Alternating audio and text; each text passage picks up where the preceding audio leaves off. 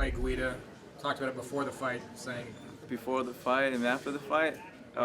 Before the fight, they gave us a name, Clay Guida, and that was pretty much, like I said, he's a veteran. He's someone I looked up to as a kid. So saying yes to that was a little bit. It was almost realizing, like, man, there's a saying, right, where your idols become your rivals, right? And that's how you know you're doing a good job. So for me, that was that moment where I get to sign a contract to fight someone that I used to look up to. Now I'm going to step on that same stage with them. So it was a lot of nerves going.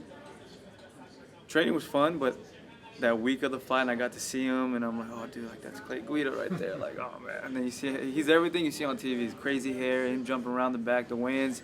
We did a pre-weigh-in, and we already were weighed in, and this guy was still running around the back, just in his zone with the hair and doing sprints and push-ups and all kinds of things. So I got a little freaked out about that. I was like, this guy's in the zone right now, man. I'm like, I better put my A game.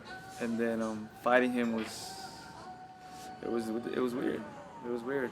I kept getting hit by him, and then I'm like looking at him. I'm like, dude, I want to say at least 4 times in the fight, I was just looking at him, and I said, man, like, I'm fighting Clay Guida right now. Like, we're fighting at this moment right now. And it was weird. And then finally my coach like, come on, man, you got to step it up. So we stepped it up, and we got that finish, you know, which was good.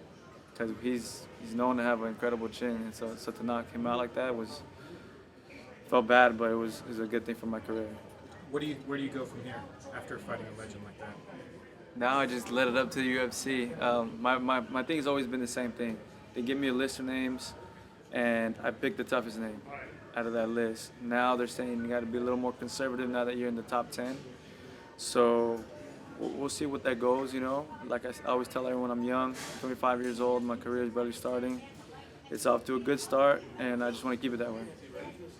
Got any other idols you're looking at? A lot of idols, right?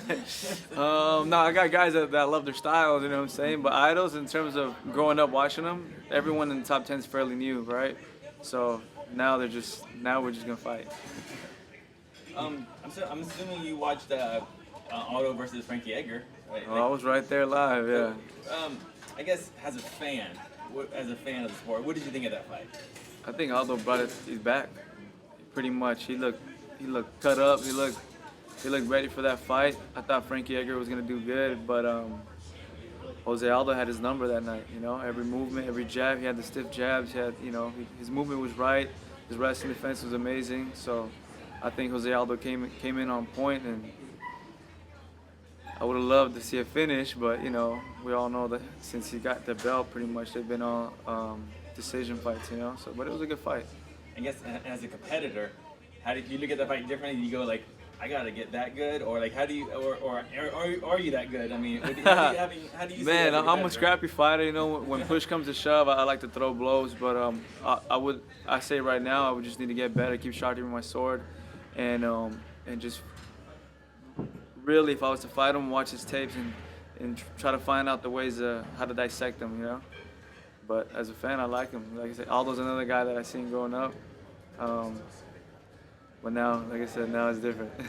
Were you sitting in the little Conor McGregor section where he was standing up and watching the fight? Actually, no. There's 2 sections. Conor was right in front of me, and I was behind him. So I'm watching Conor look at him, and I'm on the train, man. I'm on my way up, so don't worry. I'll be up there soon.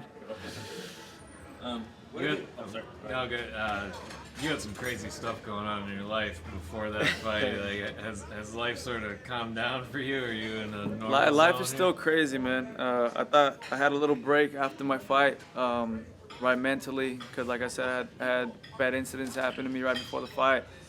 My boxing coach is one of his best friends, you know, just got diagnosed with cancer and all this. So there's all these things happening, and then like I said, I sent a prayer for him, and we're still, you know, keeping hope for him right now. But it's still rough. But you know, that's life, man. Life's gonna throw a lot of things in your way, so you just gotta, like you said, hold your chin up, and that's it. It's a fight.